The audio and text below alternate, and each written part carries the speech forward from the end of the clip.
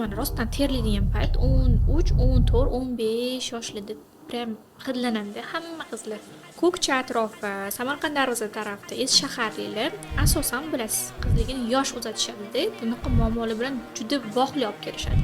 Misol uchun 14 yosh qizim yoki 15 yosh qizim уже terlayapti, hidlanyapti, неприятный narsalar bo'lyapti deb ularni o'sha ko'ramiz.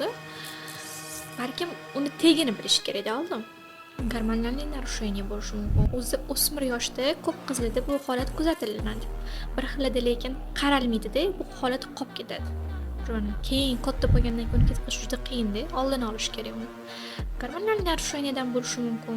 Riboklar yoki kiyim, qizlar kiyim alishtirishadi-yu bir-birligi bilan. O'sha narsadan, gigiyena yaxshi emasligidan, buni oldini olishmasa, hid qolib ketadi-da. Misol uchun 20-30 yoshgacha ham qolib ketadi. Uni ketqish juda ham qiyin bo'ladi. Boshlandimi, sразу oldini olish kerak. Birinchi nimadan bu holat kelib chiqyapti? Gormonal narusheniyami yoki gigiyenadanmi, nimadan? Shuni birinchi bilib, keyin o'shanga qarab qilishimiz kerak. Biz o'z asosan qizlarimizga gipergidroz muolajasini o'tkazamiz.